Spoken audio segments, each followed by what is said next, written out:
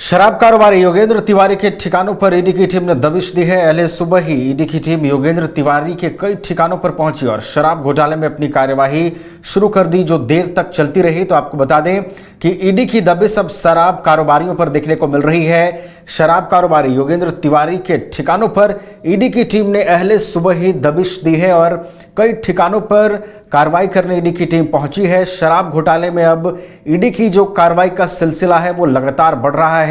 झारखंड के कई हिस्सों में शराब कारोबारियों पर ईडी की टीम शिकंजा कसती हुई नजर आई और शराब कारोबारियों से जुड़े कई लिंक को पुलिस ने खंगालते हुए जो कार्रवाई का सिलसिला है वो शुरू किया है। शराब कारोबारी योगेंद्र तिवारी के ठिकानों पर आज ईडी की टीम ने दबिश दी है और उनके कई ठिकानों पर कार्रवाई शुरू कर दी है। और इस खबर पर अधिक बातचीत के लिए हम सीधे रुख करेंगे संवाददाता नीरज का, जो हमारे साथ जुड़े हुए हैं, और उनसे जानने और समझने की कोशिश करेंगे कि अब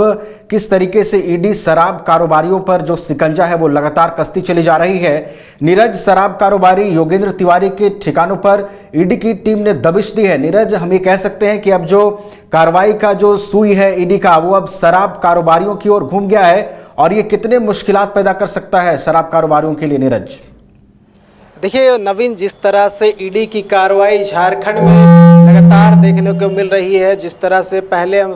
शुरुआत कर ले खनन मामला और उसके बाद ज़मीन घोटाला और अब शराब घोटाला, तो इसमें भी कई लोगों के सामने आने की कह सकते हैं कि खबर आ सकती है, क्योंकि आज सुबह लगभग 32 ठिकानों पर छापेमारी की गई है, जिसमें मंत्री रामेश्वर उरांव के बेटे रोहित उरांव,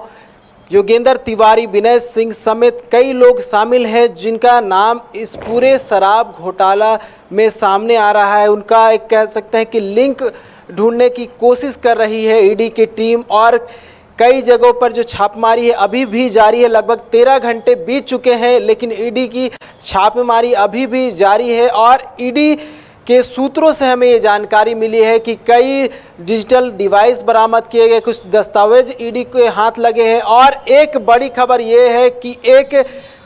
व्यवसायी की गिरफ्तार होने की, माफ़ कीजिए, कि एक व्यवसायी के जो हिरासत में लेने की सूचना भी है, लेकिन अभी तक ये कंफर्म नहीं हो पाया है कि वो व्यवसायी कौन है। लेकिन सूत्रों के हवाले से ये खबर मिली है कि एक व्यवसायी जो शराब व्यवसायी है उन्हें हिरासत में लिया गया है और हिरासत में लेकर पूछताछ की जा रही है। साथ ही साथ आपको बता दूं कि जितने भी जो डिवाइस मिले हैं, जो दस्तावेज मिले हैं, उस दस्तावेज को ईडी ने अपने पास रख लिया है और पास रख के कुछ दस्तावेजों को ईडी कार्यालय में लाया गया है और कुछ दस्तावेज अभी भी ईडी अधिकारी अपने पास रखे हुए हैं। और सुबह से अभी तक के हालात के बताऊं तो रामेश्वर उरांव के जो आवास था वहां पर ईडी के 2 से 3 टीम पहुंची हुई थी। सबसे पहले उनके आवास पर छापेमारी की गई, उसके बाद उनके कार्यालय में छापेमारी की गई, उसके साथ साथ जो उनके जितने भी वाहन थे उसमें भी छापेमारी की गई, और उसके बाद फिर से टीम अंदर लौट गई और वहां पर अभी भी छापेमारी जारी है। और बता दूं कि शराब व्यवसायी जो योगेंद्र तिवारी है उनके कई ठिकानों पर छापेमारी की गई है, जिसमें दुमका, देवघर जिले के जो ठिकाने हैं वो शामिल है। वहाँ भी आप कह सकते हैं कि अभी भी छापेमारी जारी है। विनय सिंह का नाम सामने आया, उनके ठिकानों पर भी अभी भी जो है ईडी की कार्रवाई चल रही है। तो देखने वाली बात होगी कि नवीन, क्या कुछ ईडी के हाथ में दस्तावेज लगे हैं और जो डिजिटल डिवाइस की बातें सामने आ रही है उस डिजिटल डिवाइस में क्या कुछ है, और जो मामला लगातार सामने आ रहा था, शराब घोटाले का आरोप भी लग रहा था, इसमें क्या ईडी के पास उस तरह के सबूत मिले हैं जिसपे ये कह सकते हैं कि झारखंड में भी छत्तीसगढ़ के तर्ज पर शराब घोटाला हुआ है? नवीन, नीरज, आपने जिक्र किया कि कई महत्वपूर्ण दस्तावेज जो हैं वो ईडी के हाथ लगे हैं। आपने डिजिटल डिवाइस का जिक्र किया। आने वाले दिनों में ये देखना दिलचस्प होगा कि इससे ईडी क्या इस लिंकेज को आइडेंटिफाई करने की कोशिश कर पाती है। लेकिन नीरज, आज जिस तरीके से ताबड़तोड़ छापेमारी हुई ईडी की ओर से, वित्त मंत्री रामेश्वर उरांव की निजी आवास पर भी छापेमारी हुई, तो कहीं ना कहीं ईडी की, नीरज, लगता है ये कोशिश है कि ये जो पूरा लिंकेज है, वो ये जो पूरा सिंडिकेट है वो जिस तरीके से काम कर रहा है वो एक बड़ा राज है, और जिसको निकलवाने के लिए ईडी ये सारे ताबड़तोड़ छापेमारी कर रही है पूरे राज्य भर में। कह सकते हैं, क्योंकि जिस तरह से छत्तीसगढ़ का आपको पता होगा कि ईडी ने पूरी कार्रवाई की थी और कई लोगों को गिरफ्तार किया गया था, और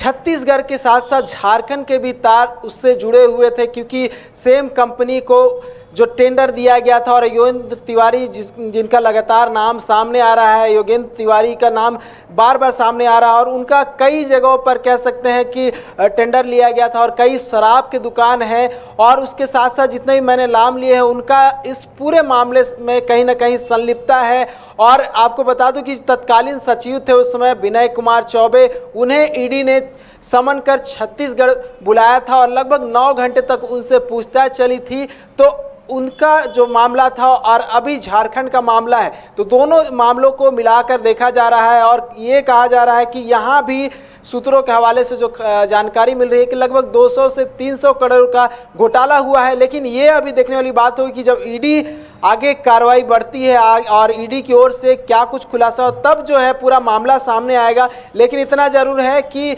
पूरा मामला शराब घोटाले से जुड़ा है और इससे जुड़े जितने भी लोग हैं उन पर ईडी की दबिश पड़ी है और लगातार जो है ईडी जितने भी कह सकते हैं इंफॉर्मेशन है वो गैदर करने की कोशिश कर रही है, ताकि जो मामला है उसे उजागर करने की कोशिश की जाए या फिर सामने लाने का प्रयास किया जाए। नवीन, नीरज, जैसे जैसे ईडी की कार्रवाई का सिलसिला आगे बढ़ेगा, आज जैसे वित्त मंत्री रामेश्वर उरांव के बेटे का नाम सामने आया, क्या लगता है नीरज इस लिंकेज में क्या कुछ और बड़े नाम सामने आ सकते हैं?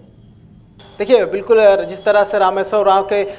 जो बेटे का नाम सामने आया है उन पर आरोप है कि उन्होंने इस पूरे शराब का जो पूरा सिंडिकेट चल रहा था उसमें पैसे इन्वेस्ट किए हैं। उसके साथ साथ आपको बता दूं, जिस तरह से योगेंद्र तिवारी का मैंने नाम बताया, योगेंद्र तिवारी पर पहले भी आरोप लगता रहा है और पिछले वर्ष ईडी ने बाकायदा उन्हें और उनके भाई को समन किया था और समन कर ईडी कार्यालय बुलाया गया था और कार्यालय में पूछताछ की गई थी और ईडी को उस समय जानकारी मिली थी कि योगेंद्र तिवारी शराब व्यवसाय के माध्यम से मनी लॉन्ड्रिंग कर रहे हैं और उसके 1 साल के बाद फिर से ईडी ने दबिश दी और उसमें भी योगेंद्र तिवारी का नाम सामने आया। उसके साथ साथ बता दूं कि इसी साल आईटी की टीम ने उनके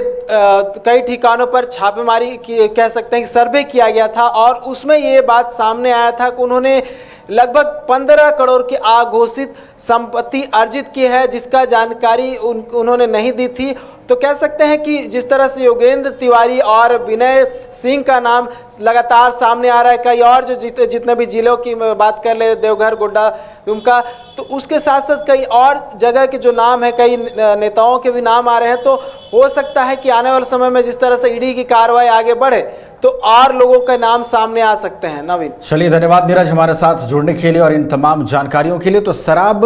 कारोबारी में लिप्त लोगों पर ईडी का शिकंजा जो है वो लगातार कसता जा रहा है। शराब कारोबारी योगेंद्र तिवारी के कई ठिकानों पर ईडी की टीम ने दबिश दी है और आने वाले दिनों में ये कार्रवाई का सिलसिला जो है वो और आगे बढ़ने वाला है।